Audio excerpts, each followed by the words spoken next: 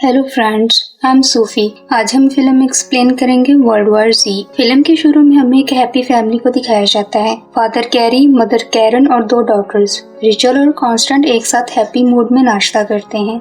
Gary अपनी छोटी बेटी को बताता है कि वो अब जॉब छोड़ चुका है और अपना सारा वक्त अपनी फैमिली को देगा। फिर इन्हें फिलाडेल्फिया की ट्रैफिक में दिखाया जाता है, जहाँ पर हर तरफ ट्रैफिक ब्लॉक थी। एक बाइक राइडर गैरी कार का मिरर तोड़ देता है। गैरी उसे देखने के लिए बाहर निकलता है तो एक पुलिस ऑफिसर उसे अंदर बैठने को कहता है और तभी एक और तेज रफ्तार गाड़ी उस पुलिस अफसर को कुचल देती है। वही गाड़ी सब गाड़ियों को कुचलते हुए आगे बढ़ती है। गैरी भी उस गाड़ी के पीछे पीछे आगे बढ़ता है, मगर थोड़ी दूर जाके गाड़ी तबाह हो जाती है, जिससे गैरी की कार को भी नुकसान पहुंचता है। गैरी अपनी फैमिली को कार से निकालकर दूर खड़ी गाड़ी में लेकर जाने लगता है। तभी वो देखता है कि एक ज़ॉम्बी लड़की किसी पर अटैक करती है और उसे काटती है और देखते ही देखते वो लड़का भी 12 सेकंड के अंदर ज़ॉम्बी बन जाता है और किसी दूसरी फैमिली पर अटैक करता है। गैरी अपनी फैमिली को लेकर गाड़ी में बैठ जाता है और कुछ ज़ॉम्बीज इनकी गाड़ी पर भी अटैक करते हैं, मगर गैरी किसी तरह वहाँ से निकल आता है और हाईवे तक पहुँच जाता है। गैरी की डॉटर को पैनिक अटैक होता है, लेकिन कैरन इसकी मेडिसिन घर भूल जाती है। गैरी के दोस्त थैरी की गैरी को कॉल आती है और वो गैरी को कहता है कि वो हेलीकॉप्टर भेज रहा है इनकी मदद के लिए। फिर वो लोग न्यू जर्सी पहुंचते हैं और एक स्टोर में जाते हैं रिचल की मेडिसिन लेने,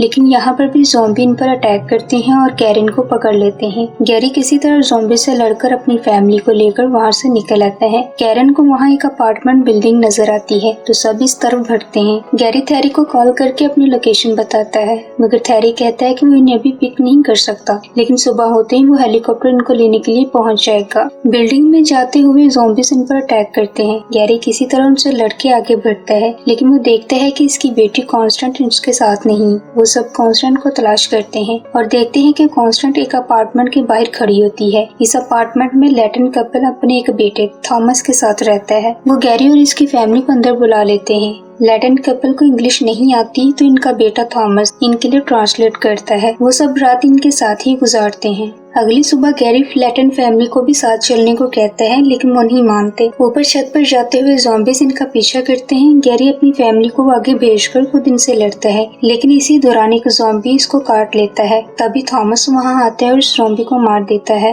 गैरी सबको लेकर छत पर पहुँच जाता है और खुद छत से जंप करने लगता है, क्योंकि उसे भी ज़ॉम्बी ने काट लिया था और उसका ख्याल था कि 12 सेकंड के अंदर वो भी ज़ॉम्बी बन जाएगा। लेकिन 12 सेकंड से ऊपर टाइम हो जाता है और गैरी को कुछ नहीं होता। हेलीकॉप्टर उनको लेने के लिए पहुंच जाता है। गैरी छत के दरवाजे को बंद करते हुए खड़ा रहता है ताकि ज़ॉम्बीज ऊपर ना सके। जब सब हेलीकॉप्टर में बैठ जाते हैं तो गैरी भी बैठने के लिए दरवाजा छोड़ देता है, जिससे ज़ॉम्बीज ऊपर आने लगते हैं। इन ज़ॉम्बीज में थॉमस के पेरेंट्स भी होते हैं। हेलीकॉप्टर में बैठे आर्मी ऑफिसर ज़ॉम्बी पर फायर करते हैं और इन सबको लेकर वहाँ से निकल आते हैं। हेलीकॉप्टर इन सबको लेकर न्यूयॉर्क सिटी के साहिल पर पहुँचता है। वहाँ और भी बहुत से रेफ्यूजीज ज़ॉम्बी से बचते हुए आए थे। गैरी वहाँ साइंटिस्ट, आर्मी ऑफिसर्स और थैरी को देखता है। गैरी थैरी से मिलता है और उसको थैंक्स कहता है। थैरी ने वहाँ रहने के लिए कैबिन देता है। फिर थैरी गैरी को अपने साथ लेकर बाहर आता है। थैरी गैरी को लेकर साइंटिस्ट की टीम के पास आता है, जहाँ इस डिजीज का ओरिजिन तलाश किया जा रहा था कि ये डिजीज स्टार्ट कहाँ से हुई। डॉक्टर एंड्रयू फेसबैक अपनी टीम के साथ मिलकर काम कर रहा होता है। इसी दौरान नेवी का हेड ऑफिसर भी वहाँ आता है।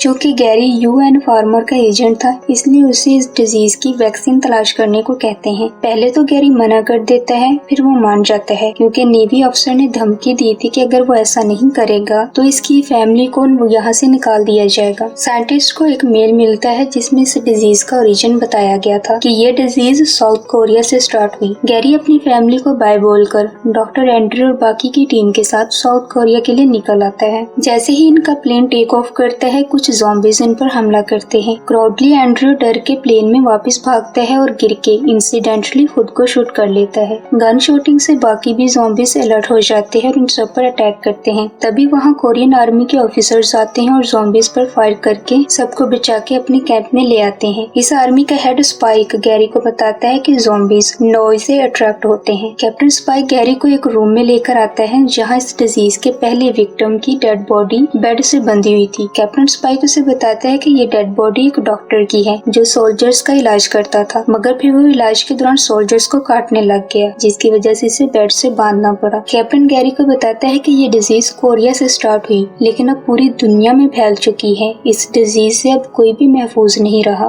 गैरी वहाँ से जाने लगता है तो इसे सेल में बंद एक प्रिजनर हेफनर नजर आता है, जो कि CIA के एजेंट था। वो गैरी को कहता है कि इसराइली डिजीज के फैलने से कई माह पहले ही खुद को सील कर लिया था। इसराइल ने अपनी इर्द गिर्द जायंट्स वॉल बना रखी है। वो गैरी को कहता है कि तुम्हें वहाँ जाना चाहिए, वो कुछ न कुछ तो जानते होंगे। वो ये भी कहता है कि खुद के इर्द गिर्द सेफ्टी जोन बनाने से ये जाहिर होता है कि इसराइल इस डिजीज और इसके फैलने से पहले से वाकिफ था। गैरी हेफनर की बातें सुन के इसराइल जाने का डिसीजन लेता है। गैरी की टीम कैप्टन के साथ बाइसिकल पर सवार होकर बहुत खामोशी से प्लेन की तरफ जाते हैं। इसी दौरान गैरी को कैरिन की कॉल आती है। बेल ट्यून की आवाज से ज़ॉम्बीज़ अलर्ट हो जाते हैं। कैप्टन सबको प्लेन में भेजता है और खुद को ज़ॉम्बीज़ से बचा नहीं पाता। ज़ॉम्बीज़ इसको काट लेते हैं, इसीलिए वो खुद को शूट कर लेता है। गैरी एक दूसरे पायलट के साथ प्लेन को उड़ाने में कामयाब हो जाता है। फिर वो इसराइल पहुंचता है। वहाँ वो इसराइली लीडर जर्गन से मिलता है, जो ये बताता है कि बहुत अर्सा पहले हिंदुस्तान से ये खबर मिली थी कि हिंदुस्तान में ज़ॉम्बीज़ की तादाद बढ़ती जा रही है, जिस बना पर हमने अपनी इर्द गिर्द सेफ्टी जोन यानी कि बहुत बड़ी बड़ी वॉल्स बनाई, जिनकी ऊंचाई 50 फीट है, और हम यहाँ सबको पना देंगे जो इस डिजीज से बचना चाहता हो। गैरी देखता है कि कुछ रेफ्यूजीज बच जाने की खुशी में गाना गाते हैं और डांस करते हैं। गैरी जर्गन से कहता है इस शोर को बंद करो, क्योंकि ज़ॉम्बीज़ शोर से अट्रैक्ट होते हैं, लेकिन जर्गन इसकी बात पर ध्यान नहीं देता। माइक की आवाज इतनी ज्यादा होती है कि वॉल की दूसरी तरफ ज़ॉम्बीज़ अलर्ट हो जाते हैं और एक दूसरे पर चढ़ते हुए वॉल्स क्रॉस कर लेते हैं। जब ज़ॉम्बीज़ को आता देखते हैं तो गैरी को प्रोटेक्ट किया जाता है और उसे वहाँ से लेकर जाया जाता है। तभी गैरी एक ओल्ड मैन को देखता है जो बहुत बूढ़ा था और ज़ॉम्बीज़ उससे कुछ नहीं कह रहे थे। फिर वो एक कमजोर लड़के को देखता है, ज़ॉम्बीज़ उससे भी कुछ नहीं कहते और उसके पास से ऐसे गुजर जाते हैं जैसे उन्हें नजर ही ना आ रहा हो। जब गार्ड्स गैरी को ले जा रहे होते हैं तब ज़ॉम्बीज़ बहुत बड़ी तादाद में इन पर अटैक करते हैं। बहुत से सोल्जर्स मर जाते हैं। गैरी के साथ एक लेडी ऑफिसर सैगन पर भी ज़ॉम्बी अटैक करता है और इसको काट लेता है। गैरी फौरन इसका हाथ काट देता है और 12 सेकंड तक काउंट करता है, लेकिन सैगन को कुछ नहीं होता, जिसका मतलब था कि वो बिल्कुल सेव है। गैरी सैगन को लेकर हेलीकॉप्टर की तरफ बढ़ता है जहाँ और भी सोल्जर्स मौजूद थे, मगर हेलीकॉप्टर ज़ॉम्बीज़ के आने की वजह से क्रैश हो जाता है। गैरी उस प्लेन की तरफ बढ़ता है जिसमें वो इसराइल आया था, लेकिन इसका पायलट भी ज़ॉम्बीज़ के आने की वजह से प्लेन उड़ा के ले जाता है। गैरी और सैगन को मजबूरन लोकल प्लेन में बैठना पड़ता है। गैरी सैगन को सबसे पहले फर्स्ट एड देता है। फिर गैरी थैरी से कांटेक्ट करता है और किसी भी करीबी WHO या CDC जैसी मेडिकल ऑर्गेनाइजेशन की लोकेशन मांगता है। गैरी पायलट को करीब की WHO रिसर्च फैसिलिटी का बताता है। Pilot plane WHO research facility की तरफ लेकर जाने की बात करता है और सेल गैरी को दे देता है। बाकी सब पैसेंजर की तरह गैरी भी सो जाता है। फिर हम देखते हैं कि टॉयलेट के बाहर एक पपी